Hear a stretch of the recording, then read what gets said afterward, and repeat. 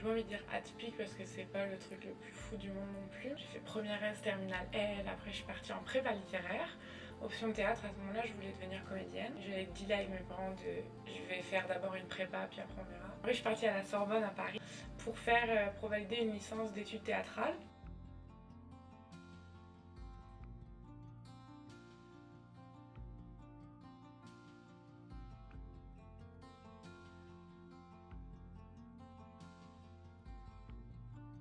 Quand j'étais en prépa, en fait, j'ai commencé à vraiment dessiner. Genre, j'ai toujours dessiné comme des filles tristes dans des chambres avec des photos derrière elles et des paroles de My Chemical Romance écrites.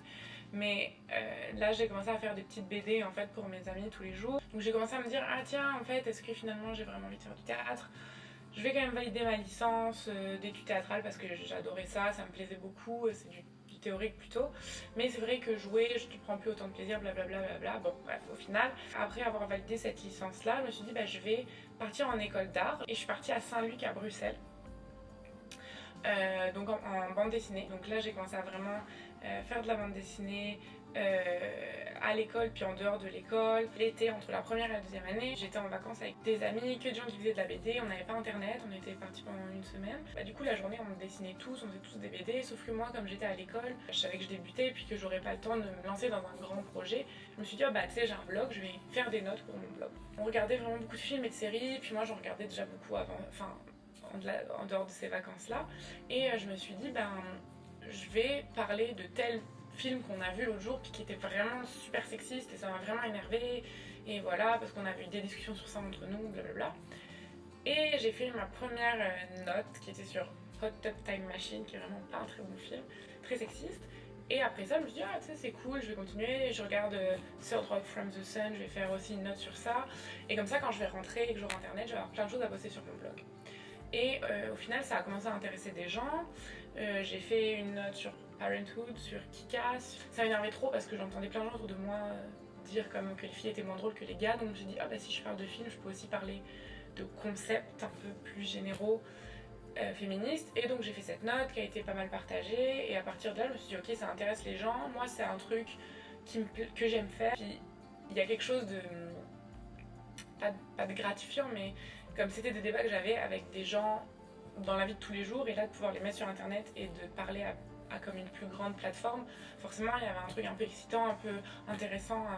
Donc voilà, j'ai commencé à faire ça, et à partir de là, pendant les 2 autres années où j'étais à Saint-Luc, sur mon blog je postais surtout des notes sur des concepts féministes. J'ai commencé à lire plus de la socio, aussi à m'intéresser à plus de sujets, plus de questions par rapport au féminisme et à la représentation en général. Après ça, je suis partie en maîtrise de sociologie. Quand je suis arrivée dans cette formation, déjà premièrement, le rythme c'est élitiste à la fois de façon au niveau de la classe, là, parce que c'est ça, comme on a eu des discussions avec nos profs en disant, vous vous rendez compte, la masse de travail qu'on a, on travaille à côté, c'est impossible. Genre moi encore, j'avais la chance d'être pas salariée, ça fait qu'au lieu de galérer parce que je pouvais pas cumuler les deux, je faisais juste refuser des contrats, ce qui était très chiant parce que j'avais pas beaucoup d'argent et que aussi j'avais, pour ma carrière future c'était embêtant. Mais mes autres amies qui étaient salariées, elles étaient obligées de jouer avec les horaires, puis c'était l'enfer. Puis au final ça, on était comme 17 la première année, quelque chose comme ça. On s'est vite retrouvés comme 11 ou 12, puis je pense qu'on est 5 à être passés en deuxième année, dont moi qui suis partie faire un échange. Il n'y a pas de considération sur le fait que peut-être que tu vas faire une maîtrise mais que tu as besoin de travailler à côté et que tu vas pas juste pouvoir consacrer 100% de ton temps à étudier. Très tôt, tu sens déjà un peu le truc de si t'es bon élève, tu vas pouvoir avoir accès aux mêmes choses que les gens riches, mais ça va être quand même plus difficile. Puis aussi non, plutôt ce que je dirais c'est que les gens riches sont plus facilement des bons élèves parce que ils avaient des cours particuliers, parce que ils étaient partis en voyage en Angleterre parce que machin, puis tu sais, toi ton niveau d'anglais tu l'as parce que t'as regardé 5 fois Harry Potter en anglais, parce que tu le connais très bien en français. Donc déjà le profil des gens qui vont à l'université est clairement pas hétérogène. On le sait là sociologiquement que t'as plus de chances de faire des hautes études si jamais tu corresponds à un certain profil social.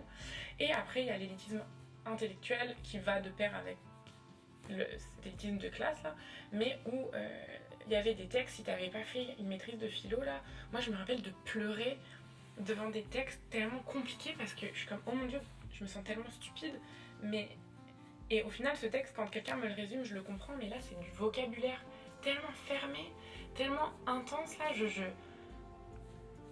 je vois pas comment moi qui suis en formation de sociaux, si j'arrive pas à le comprendre.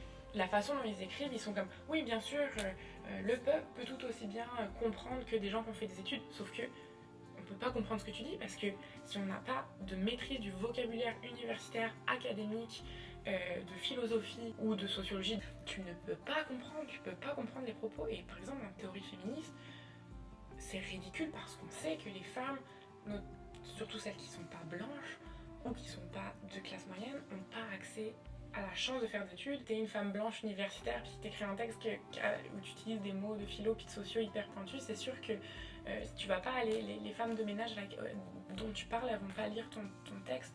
Et ça c'est quelque chose que j'ai vraiment ressenti très fort et que j'ai trouvé extrêmement dommage parce que ça j'ai appris des choses tellement intéressantes, tellement importantes qui m'ont fait comprendre. Genre c'est ça, moi ça m'a permis, quand j'étais plus jeune, quand j'étais en prépa et tout ça, genre je traînais dans les milieux, mes amis c'était tous des marxistes et moi j'étais full marxiste et j'étais très engagée dans cette lutte là, dont je me suis éloignée parce qu'on me disait que le féminisme c'était un combat bourgeois. Et avec mes études, j'ai réussi à trouver des réponses qui me permettaient d'allier mon anticapitalisme et mes problèmes, enfin c'est ça, et mes luttes sociales en général, à la lutte, à raccrocher la lutte féministe, vraiment avoir une approche intersectionnelle qui soit pas uniquement additive, c'est-à-dire qui soit pas juste ah oui, il y a telle lutte et telle lutte et telle lutte, mais comment voir comment elles s'entrecroisent toutes et à quel point c'est important de penser tout ensemble. Et ça, j'aurais jamais, je pense que ça m'aurait pris vraiment beaucoup plus de temps si j'avais juste évolué dans les milieux militants. Pas parce que les milieux militants sont pas intéressants, au contraire là, mais plus parce que c'est ça, il y a un peu un détachement du politique et je trouve ça extrêmement dommage et extrêmement dangereux de dépolitiser la lutte pour se centrer plutôt autour de l'individu et du bien-être individuel qui est quand même très important. Et là je me rends compte que je mélange genre tout, mais c'est juste pour dire que c'est ça, c'est tellement important de pouvoir lire ce que les autres personnes ont pensé avant nous, de pouvoir se faire une idée par rapport à d'autres, à des réflexions, apprendre en fait à servir d'outils de pensée, de comprendre certaines choses, etc. Mais il faut blâmer les personnes qui ne, pas forcément en plus, même pas tout le temps les penseuses, mais juste le système universitaire qui les garde en secret, qui les rend inaccessibles. Ça devient comme une espèce de machine qui est accessible à très peu de gens, très peu de profils, et qui au final produit d'autres gens qui vont rester encore dans ce microcosme, et ça sert à rien, il n'y a pas de passerelle, il y a tellement peu de passerelle entre la théorie puis la lutte pratique, disons.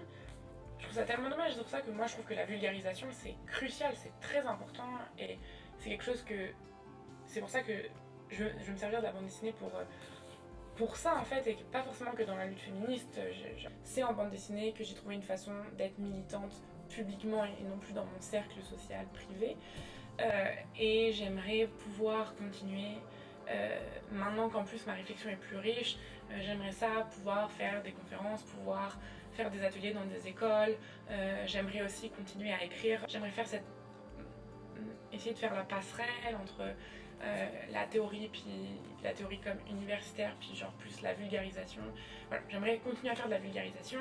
C'est sûr que la socio m'a aidé pour ça, mais je ne pense pas avoir envie de faire que de la socio. J'ai vraiment envie que ça nourrisse ma pratique en bande dessinée et que ça la nourrisse à la fois dans mes BD de fiction, mes BD narratives et mes BD qui sont plus didactiques. Voilà, je sais pas si c'est très clair.